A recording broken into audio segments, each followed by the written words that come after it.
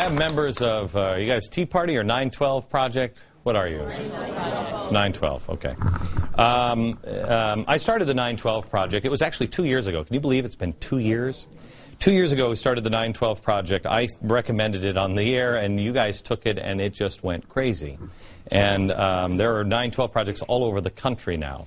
And I called you guys in. As you know, I'm not anybody's leader or anything else. I have a suggestion for you.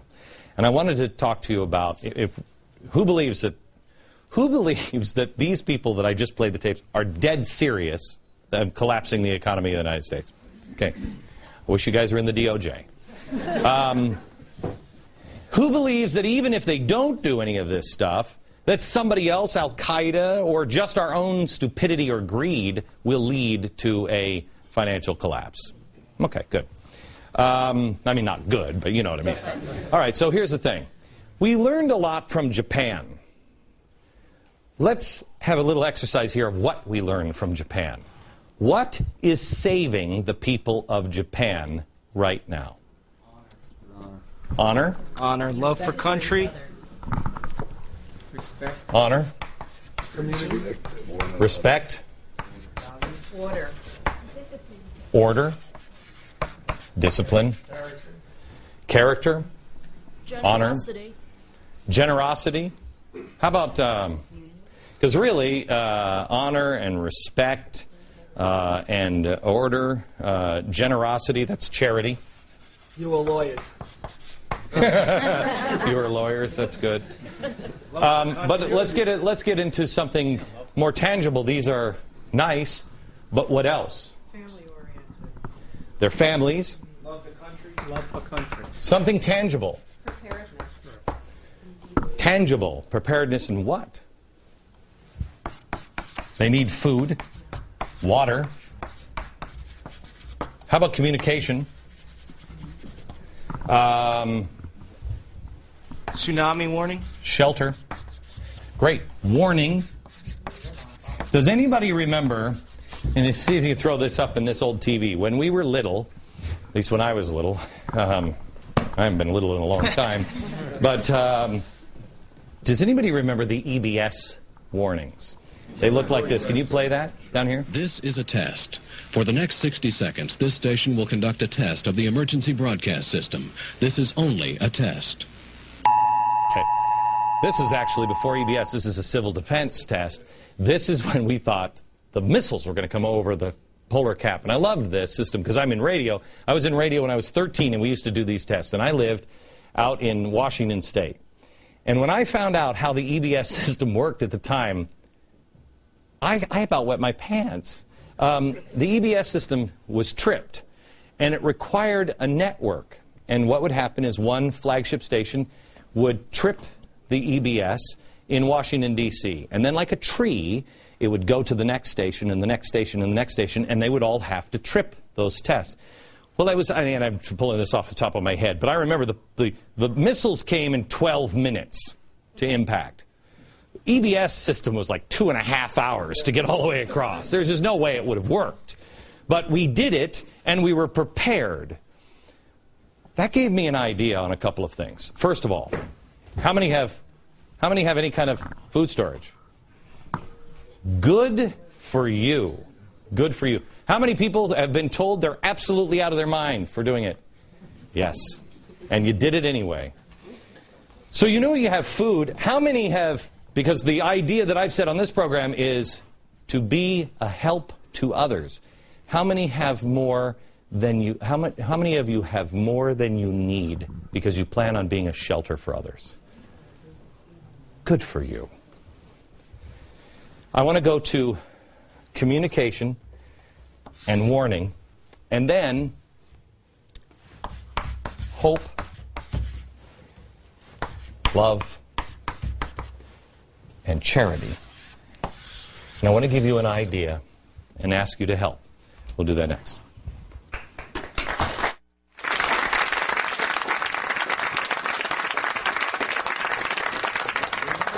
Playing politics in Libya? Will our involvement help or hurt the president politically? Crowley and Combs weigh in. Plus, cyber smut list. Bullies use BlackBerries to sexually target students across a wealthy community. The Factor investigates. Tonight on The O'Reilly Factor. Dobbs is back to business. Hard-hitting interviews, sharp market insight, in-depth analysis with a critical eye on events shaping today's most important stories.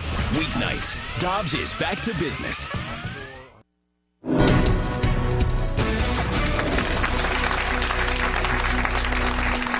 We're back with an audience full of 912ers today because I want to ask your help on something. We learned from Japan, be prepared. I get hammered all the time for talking about preparedness. I'd rather be wrong and all of us have too much to eat than be right, believe me.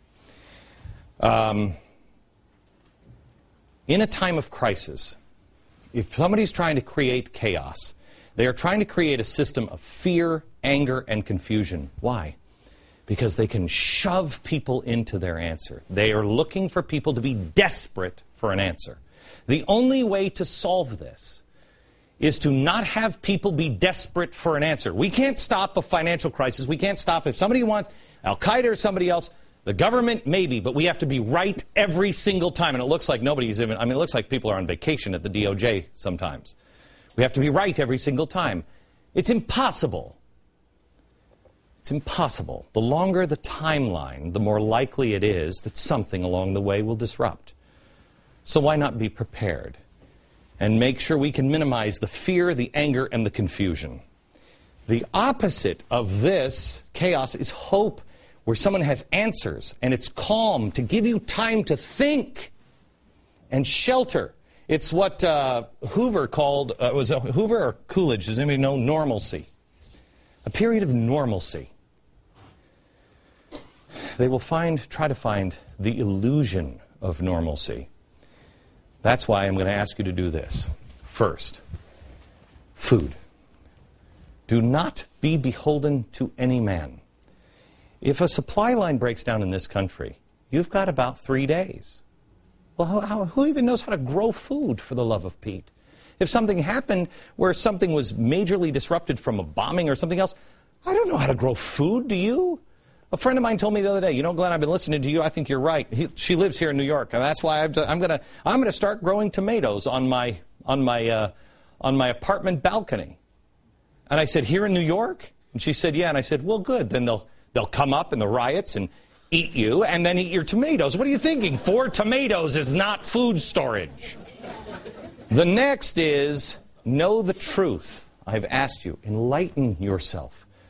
Know what's worth dying for. Know what's worth living for. Educate yourself. Most people don't even know the Constitution. Empower yourself. And be creative. Be the creative force, not a destructive force.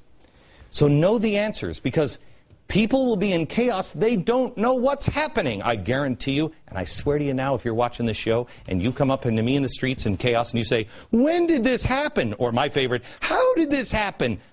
You're going to be lucky not to get a punch in the face. It's happening right now. So you have to know the answers. But there's 3 more steps I want you to take. Next.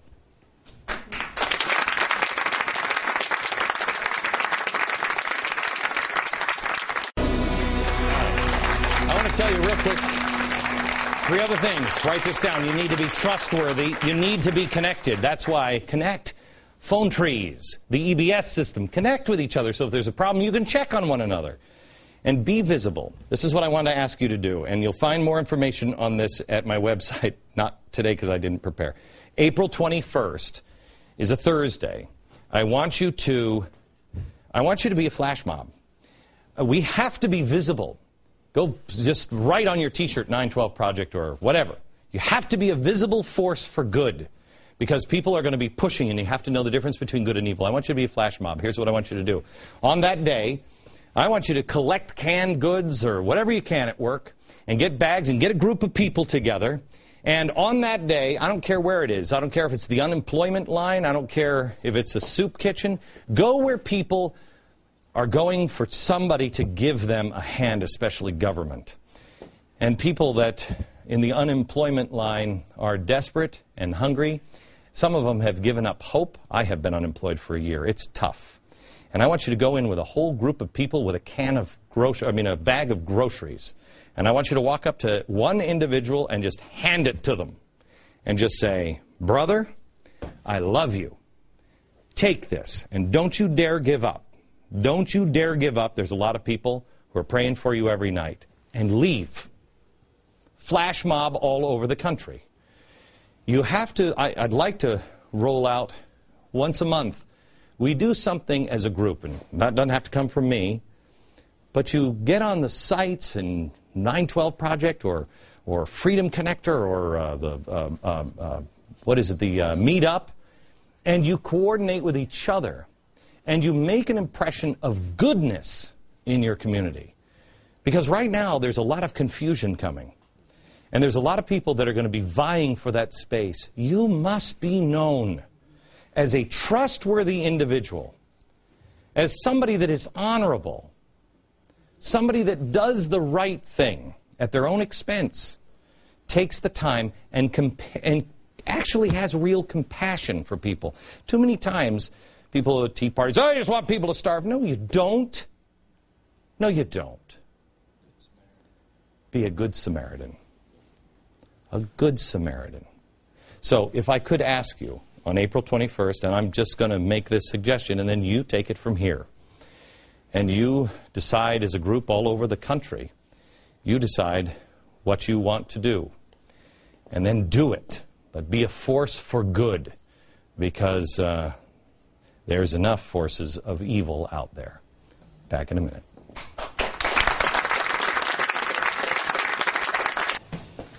On Friday's show, the Fed. Gee, I'm trying to figure out which chalkboard the Fed belongs.